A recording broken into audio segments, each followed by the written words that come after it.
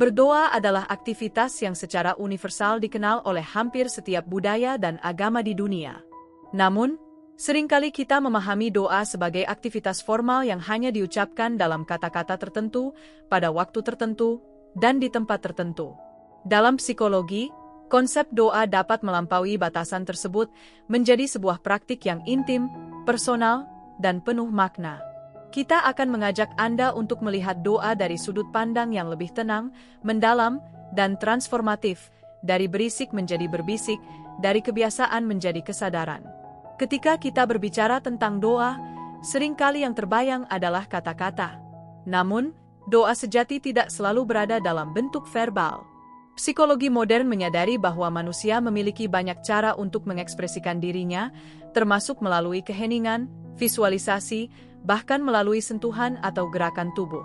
Salah satu aspek penting dalam memahami doa adalah memahami bagaimana otak kita bekerja saat kita melibatkan diri dalam aktivitas ini. Dalam keadaan normal, otak kita seringkali berada dalam mode berisik, penuh dengan pikiran-pikiran yang berlarian, kekhawatiran akan masa depan, atau penyesalan atas masa lalu. Ketika kita mencoba berdoa dalam kondisi seperti ini, seringkali doa kita hanya menjadi pengulangan kata-kata tanpa rasa atau makna.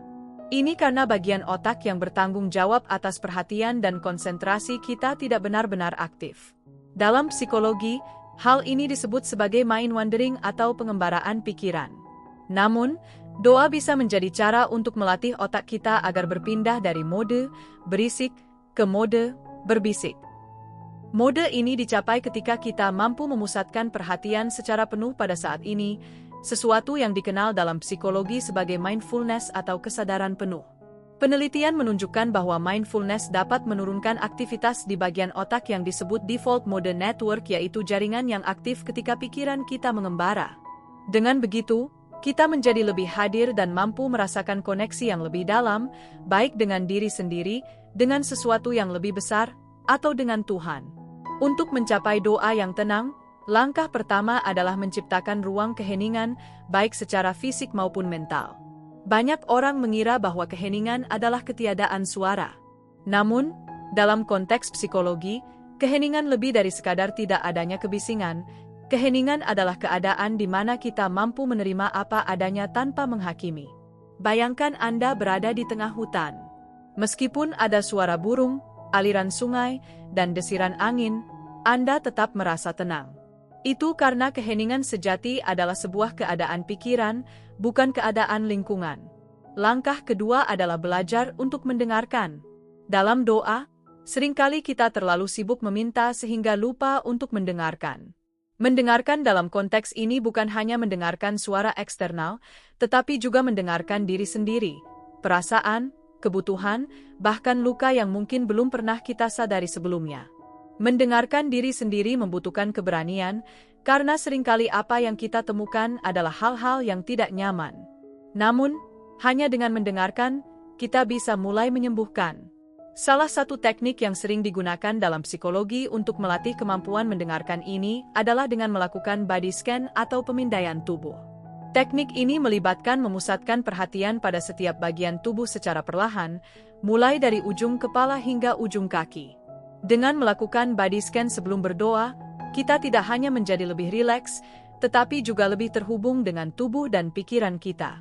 Ketika tubuh dan pikiran dalam harmoni, doa menjadi lebih tulus dan bermakna. Selain itu, visualisasi juga dapat menjadi cara yang kuat untuk memperdalam doa. Psikologi menunjukkan bahwa otak kita tidak dapat sepenuhnya membedakan antara apa yang kita bayangkan dan apa yang kita alami secara nyata. Misalnya, jika Anda membayangkan diri Anda berada di pantai, dengan matahari yang hangat di kulit dan suara ombak di telinga, otak akan merespons seolah-olah Anda benar-benar berada di pantai. Dalam konteks doa, kita bisa menggunakan visualisasi untuk menciptakan gambaran yang membawa ketenangan dan koneksi. Bayangkan diri Anda berada di tempat yang damai, berbicara atau hanya duduk diam di hadapan sesuatu yang Anda yakini lebih besar dari diri Anda. Gambaran ini membantu otak kita untuk lebih mudah memasuki mode berbisik. Kemudian, ada konsep yang dalam psikologi disebut self-compassion atau belas kasih terhadap diri sendiri. Dalam banyak tradisi, doa seringkali dilakukan dengan perasaan bersalah atau rasa takut. Namun, penelitian menunjukkan bahwa belas kasih terhadap diri sendiri jauh lebih efektif dalam menciptakan perubahan positif daripada rasa bersalah. Ketika berdoa, cobalah untuk berbicara kepada diri sendiri seperti Anda berbicara kepada seorang sahabat yang sedang kesulitan. Alih-alih mengkritik atau menyalahkan diri sendiri, berikan kata-kata penghiburan dan dukungan. Pendekatan ini tidak hanya membuat doa menjadi lebih bermakna, tetapi juga membantu meningkatkan kesejahteraan mental secara keseluruhan. Penting juga untuk memahami bahwa doa tidak harus selalu dalam bentuk permintaan. Dalam psikologi, ada yang disebut gratitude practice atau praktik bersyukur, yang pada dasarnya adalah bentuk doa yang fokus pada menghargai apa yang sudah kita miliki, daripada meminta apa yang belum kita miliki. Penelitian menunjukkan bahwa praktik bersyukur secara teratur dapat meningkatkan kebahagiaan, mengurangi gejala depresi, dan bahkan meningkatkan kualitas tidur. Dalam doa, cobalah untuk mengalihkan fokus dari apa yang Anda inginkan ke apa yang Anda syukuri. Bahkan hal-hal kecil, seperti udara yang Anda hirup atau detak jantung Anda, dapat menjadi sumber rasa syukur yang mendalam. Terakhir, penting untuk mengingat bahwa doa bukanlah tentang hasil, melainkan tentang proses. Dalam psikologi, ada konsep yang disebut flow, sebuah keadaan di mana kita sepenuhnya tenggelam dalam aktivitas yang kita lakukan, tanpa terlalu memikirkan tujuan akhir. Ketika kita berdoa dengan fokus pada proses, tanpa terlalu terikat pada apakah doa kita akan dikabulkan atau tidak, kita bisa mencapai keadaan flow ini. Doa menjadi sebuah aktivitas yang memperkaya jiwa, bukan sekadar alat untuk mencapai sesuatu. Merubah berisik menjadi berbisik adalah sebuah perjalanan. Ini adalah tentang belajar untuk diam di tengah kebisingan, mendengarkan di tengah keramaian, dan menemukan kedamaian di tengah kekacauan. Dalam doa, kita tidak hanya berbicara, kita juga mendengar, merasakan, dan menjadi seseorang.